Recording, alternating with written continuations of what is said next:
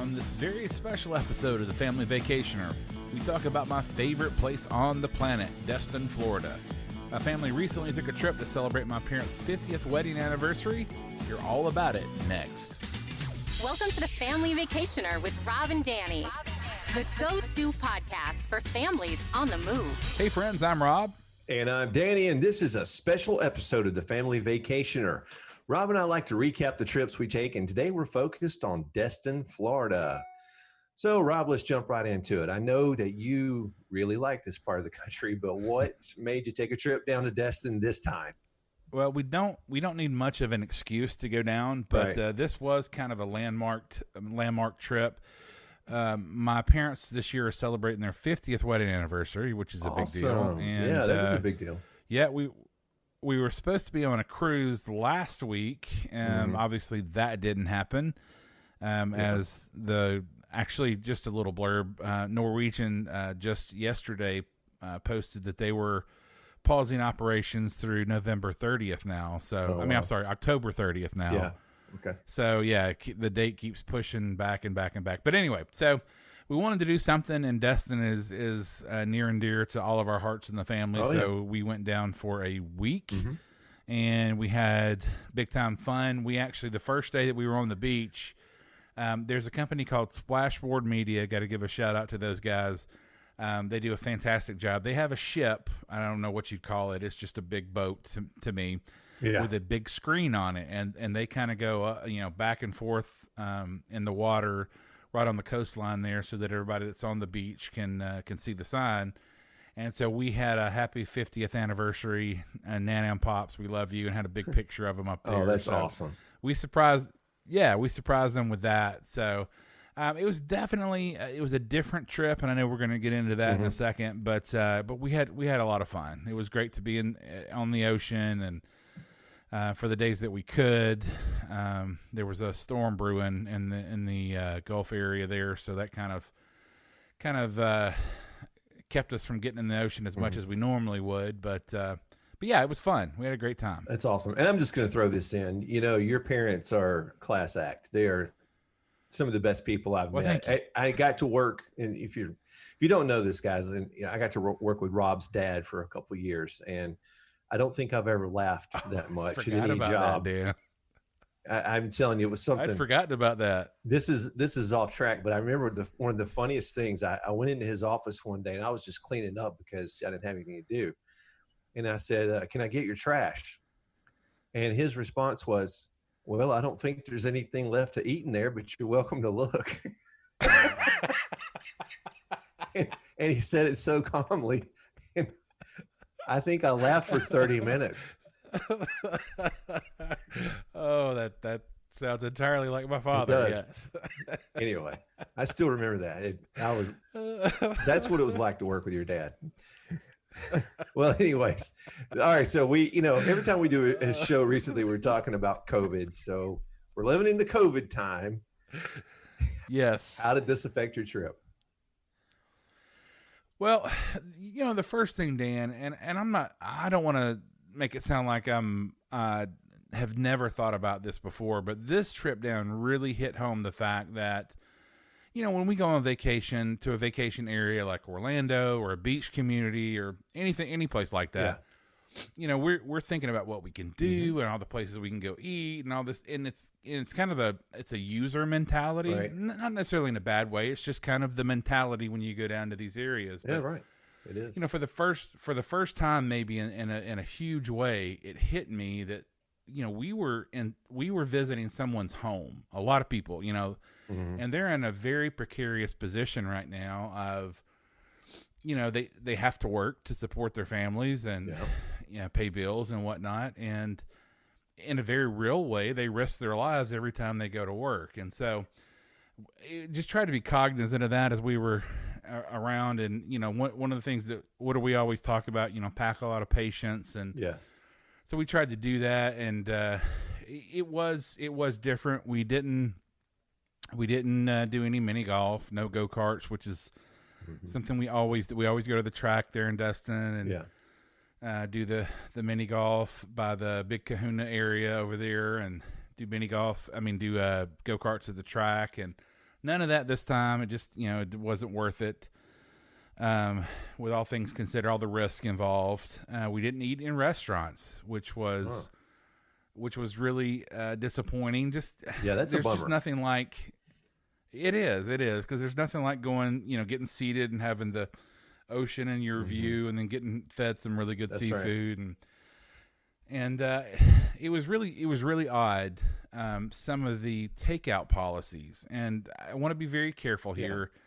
Not just for the sake of not trying to tick anybody off. I don't want to do that, right. but I'm not a restaurateur. I don't know that all that goes into these kind of decisions, but it was kind of odd. Some of the restaurants that we tried to do takeout with, they wouldn't do it for dinner because they were on a wait, which means there was, they had people in line to get a table.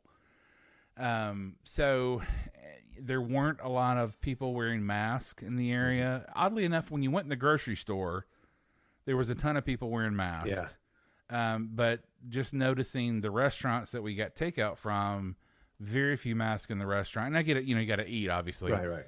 But even people in line, there weren't a lot of people wearing masks. And just in general, other than the grocery store, it looked very normal, which was a little disconcerting to me and my family, because we're trying to be very careful about how we do things. We even took a measured approach. We were worried about the trip in and of itself. We spoke several times before going down. Should we go? Should we do this? So the beach was really crowded where we were, where the closest beach access to where we were staying, and so that was a little uncomfortable as well. So each subsequent day that we went to the beach, we went to Henderson State Park there in Destin, which I don't know if you've been, Dan, but it's gorgeous, and there's not a lot of people that go. Awesome. Yeah, so we got a chance to kind of spread out and not have to worry about having people close to us, so that made it a little more enjoyable. The last 3 days we were there, it was double red flag. There was a storm brewing, like I mentioned. Yeah, and so couldn't get in the water those 3 days, which my favorite thing about going is just getting in the ocean and floating. Just float for 7 days that we're down there, and that was like fun.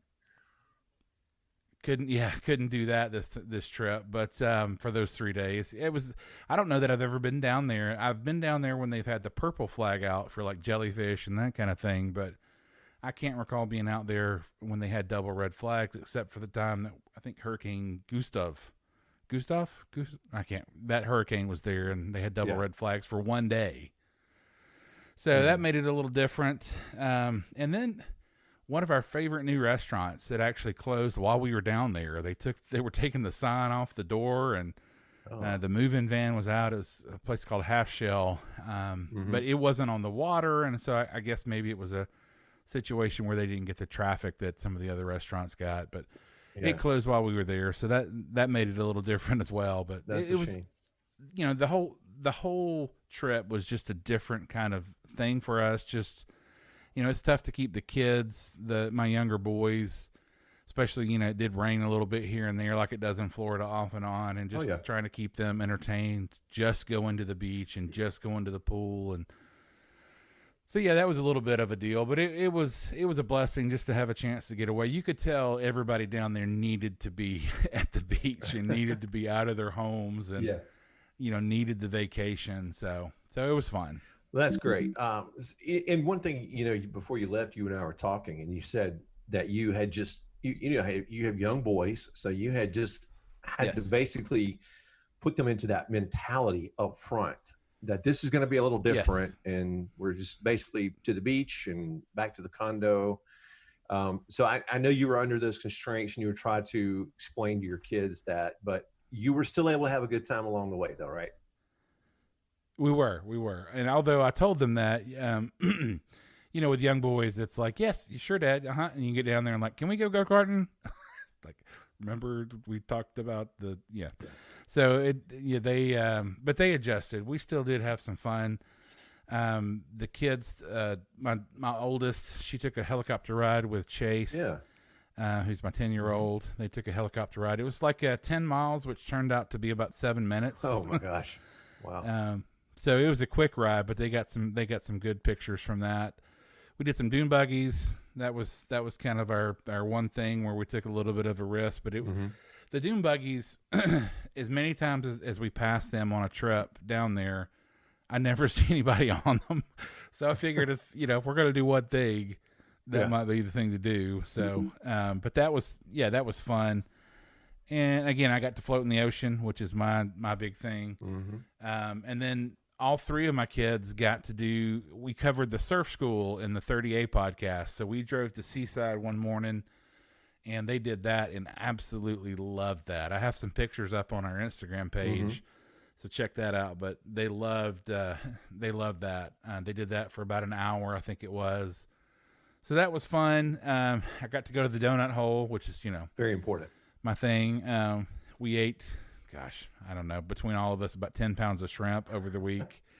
All right. That's why you're there. So, yeah. I mean, I got to try out some new seafood recipes in the condo because we did cook 3 nights that we were there. And then again, Henderson State Park, that was something we've never done before. We've always seen the entrance, never gone, but that might be an annual thing now because it was incredibly beautiful. Not a lot of people there.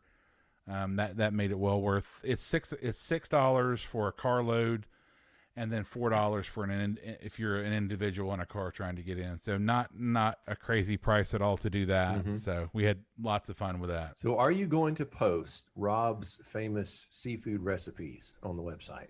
That's all I want to know.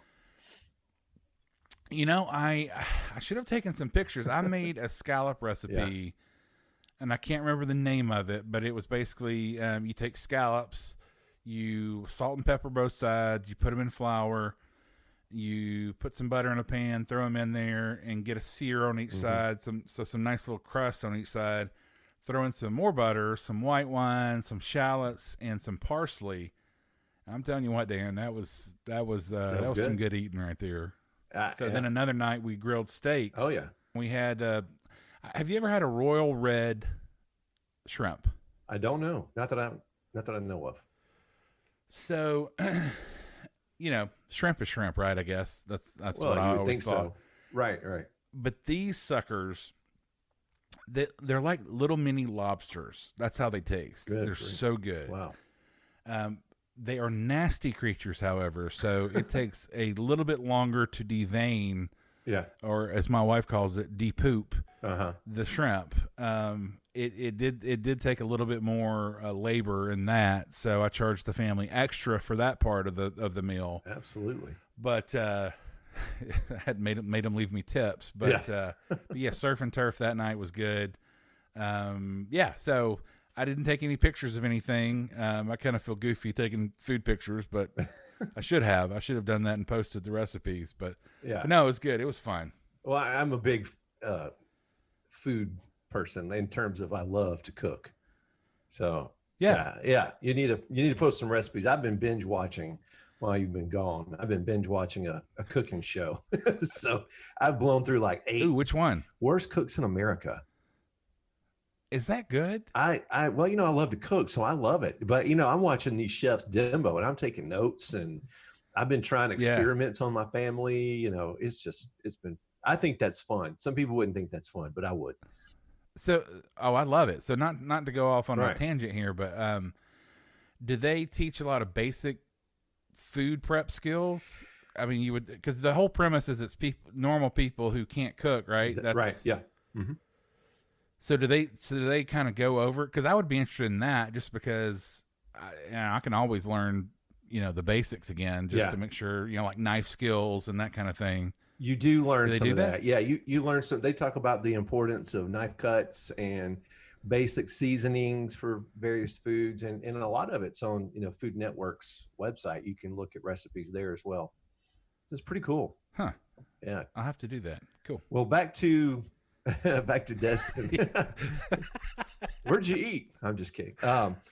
What makes you and I've talked about this before, and I think Destin's a great place. I've been there several times, but what makes the area special to you personally?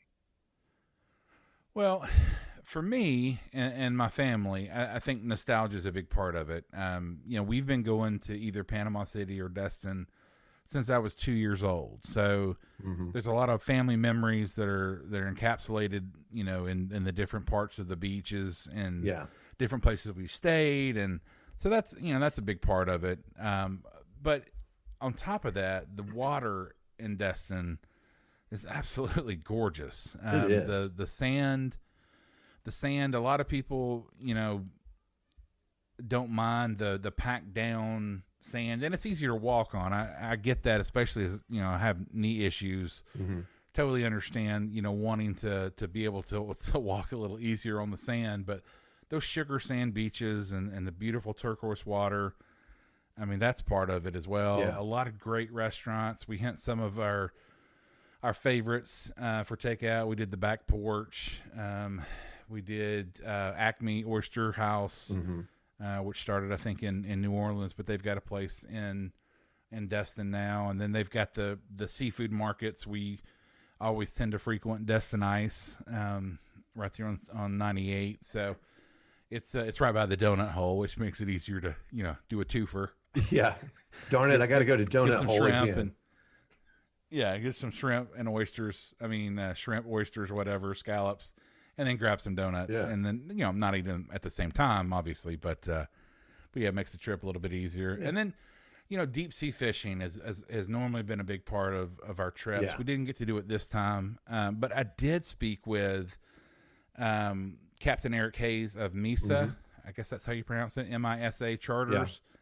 And he gave me some cool information, because I've always wondered, what are they fishing for at different times of the year? So I'm just going to run through that a little bit, just to give them a shout and talk a little bit about, Destin's called the luckiest fishing village, the world's luckiest fishing village. And they've got a huge fleet that goes out there at Harbor Walk. But March through April, they're catching snapper, vermilion snappers and triggerfish on shorter trips. And then some of the deep water trips, they're catching grouper. And then May, they are catching triggerfish, still catching the vermilion snappers on short trips, along with amberjack. Have you ever had amberjack? Yeah, it's great stuff. That's a great tasting fish. Yeah, it is. And that's around in May, and that's the opening of the red snapper season. So red snapper is also a really good tasting fish. June through July, when a lot of people are taking vacations, they're concentrating primarily on red snapper and grouper. August through October's red snapper season's over, so they go back to targeting the vermilion snappers on the shorter trips, with amberjack and grouper on the longer trips.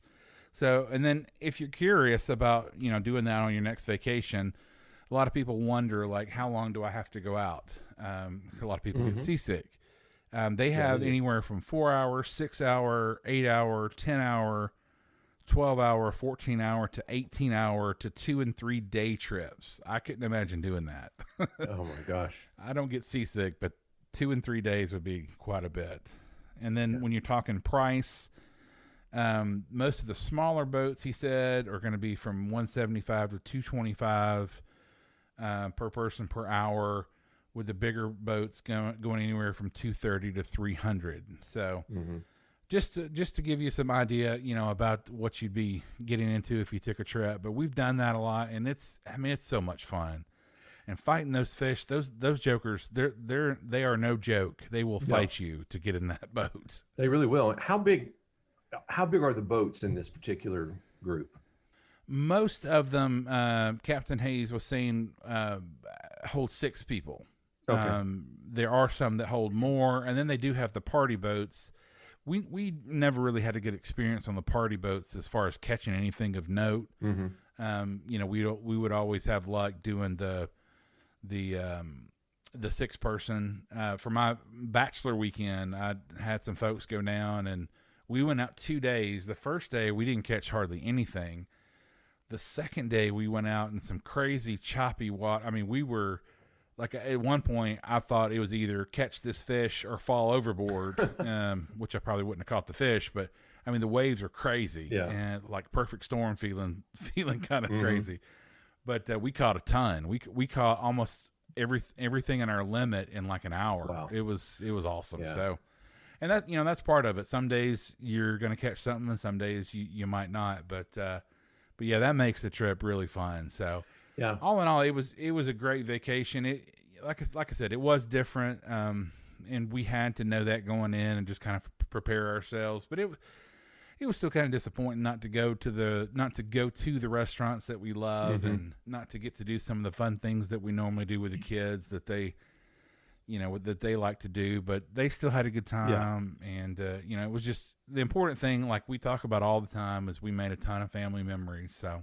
That's the important thing. Yeah, and I asked about the size of the boats because I've been deep sea fishing several times. I've never had a problem, but years ago we did a little group from our church. The guys got together. We went, and the boat was substantially smaller than what I was used to, and we went 20 miles out, literally. And it was brutal because you're going fast, you're hitting those waves, and you're sitting on just actual parts of the boat that's not cushioned, so it's just beating you up the whole way every time you hit but once we got parked, everybody was good, but once we got positioned into a place and started to fish, unless you're looking straight out, we had like 4 or 5 people immediately get sick. I mean, and I was one of them. I don't get seasick, but it was horrible. The boat was too small for us. But we were all sick the whole day. We said we like to joke that some people were fishing and others were chumming. So, and it was the longest 8 hours of my life. Well, yeah, there are differences. I mean, we've been on, boats that carry 6 people, but they're of different sizes and shapes. And like Misa, the charter boat, the captain that I spoke with.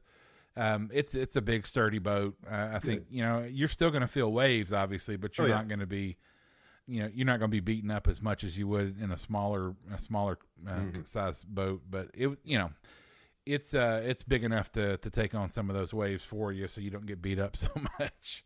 Yeah, well, it sounds like Misa has a good fleet going. Yeah, well, that's one ship, and they're in the harbor walk area where a lot of the Destin fleet is, and so there's a ton of boats throughout there, and it's Misa's, like I said, that's one person I talked to, but there's a ton of options in that area, so I recommend during normal times when we would normally go walk the harbor walk area too, because Margaritaville's down there, AJ's, a lot of places for the kids to do the jumping and all kinds of craziness. I think my daughter did karaoke down there several years, but we didn't do any of that this time, just to be safe and not put ourselves in a situation where we came home with the wrong kind of souvenir. So and then luckily so far, knock on wood, we're all doing okay. So yeah, I mean, it was, like I said, it was just different, but it was fun. I'm going to post some pictures from the trip, like I said, on Instagram and Facebook, so everybody can check out what we did there. So I guess that's going to wrap us up for this special episode, unless, Dan, you have anything to... No, good. All righty. That's what makes him the best color commentator in the business right there, folks. You're welcome. All right, folks, that'll do it for this episode. Till next time. Thank you for listening to The Family Vacationer. Make sure and subscribe to hear more of Rob and Danny.